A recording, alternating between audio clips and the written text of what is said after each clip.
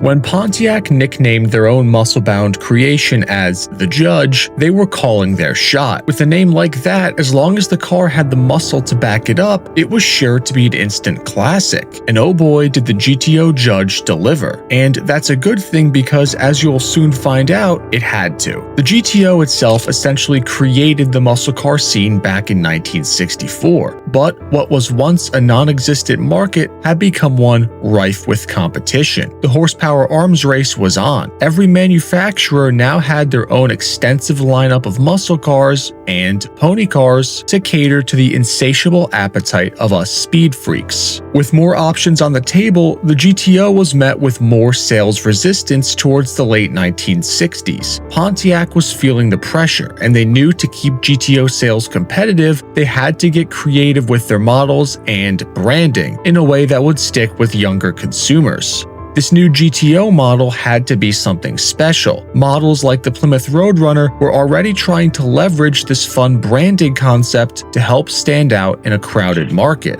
But instead of going the cartoon character route, Pontiac would look to another pop culture avenue to base their naming on. Rowan and Martin's Laugh-In TV program had a skit where they would utter the line, "Here comes the Judge." Here comes Judge. Here comes the Judge.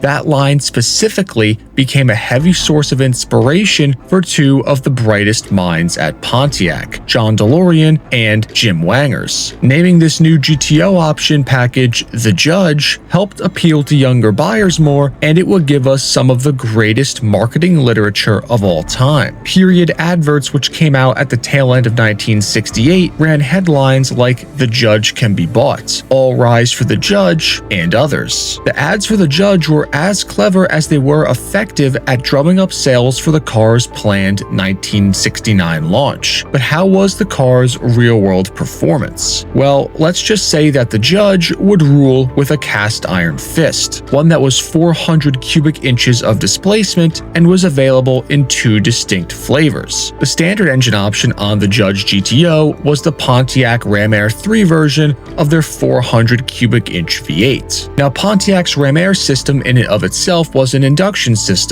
where, in the case of the Judge, the carburetor and air cleaner had a plate with a foam surround on them that helped seal the functional hood scoops on the GTO's hood to the air cleaner to force colder, ambient air directly into the engine as opposed to the hotter air that would be sitting around the engine bay. There was also a cable mechanism that actuated doors on this system to be able to pull in air from under the hood as well. This wasn't the first Ram Air car that Pontiac built, but they did represent one of the most potent versions yet. The Ram Air 3 utilized the same core iron block 400 HO as other high-performance Pontiacs did. This motor was itself a bored-out version of the Pontiac 389, with a 4.12-inch bore and a 3.75-inch stroke. The Judge cars came equipped with a 10 3/4-to-1 compression ratio, a performance-oriented hydraulic cam that was either in the flavor of the 744 cam or the 068 cam, depending on production dates, flat-top pistons, a dual-plane manifold, D-port heads with 2.11-inch intake valves and 1.77-inch exhaust valves, and of course a 4-barrel quadrajet carburetor. With the added push from the induction system, these engines peaked at 366 horsepower at 5,100 RPM and 445 foot-pounds of torque at 3,600 RPM.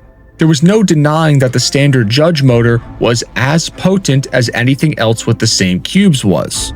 But there was another engine option available for the Judge for those that wanted the pinnacle, the Ram Air 4. While on paper the Ram Air 4 only made 4 horsepower more than the Ram Air 3 car, 370 in total, in the real world it was a completely different beast altogether, and it was more suitable for track use than daily driver duty.